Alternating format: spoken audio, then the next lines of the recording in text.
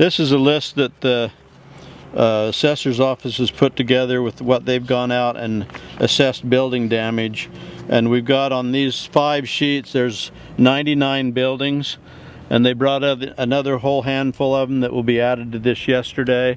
And so a big share of these buildings are agricultural buildings like onion sheds and processing facilities and things like that. There's some carports and lots of hay sheds out in the country. But this event we've had here has just been catastrophic to our county.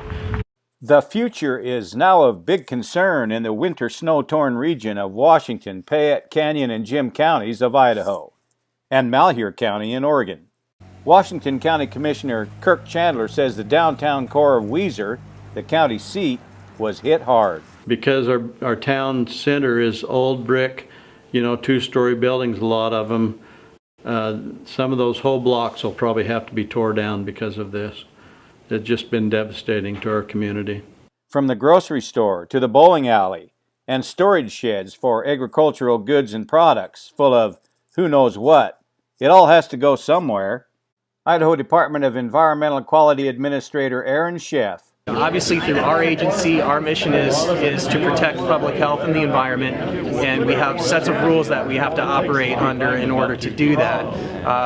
One of our concerns is to ensure that the waste that's been generated through this unprecedented event is appropriately handled, and the ideal handling is to get it to a centralized facility where we can segregate various waste streams and handle them appropriately. We are trying to be as flexible as we can within the limits of the rules that we have to operate under, but we absolutely understand that we are dealing with an unprecedented situation here in the 3 counties.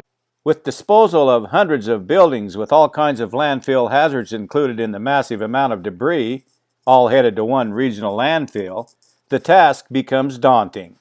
Basil Tupyi, an environmental engineer with Holladay Engineering, gave Payette County Commissioners a sample of the landfill concerns.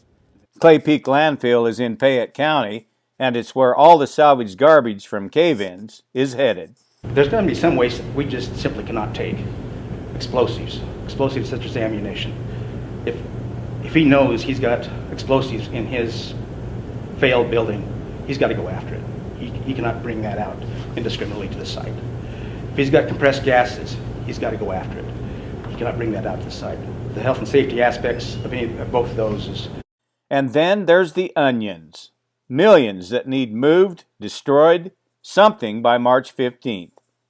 Dr. Bill Barton with Idaho Department of Agriculture is leading an effort to help the onion industry meet compliance with the cull onion rule. That's a Idaho State Department of Agriculture cull onion rule. The rule states that cull onions or unused onions will be plowed under by the 15th of March. That is to prevent the introduction or spread of onion maggot.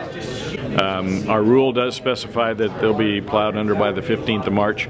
I do think that under these circumstances that there may be possible exceptions or exemptions allowed under that rule.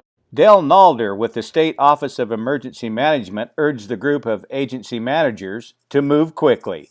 These issues need resolved as quickly as humanly possible, maybe even faster than that, because we've got all of this stuff going on and the clock is ticking, and we've got millions of pounds of onions to dispose of and all this debris, and I understand all the environmental review issues. I get all of that, but we are going to have to do better than we do as government to get these issues resolved so these people can get their lives back in order.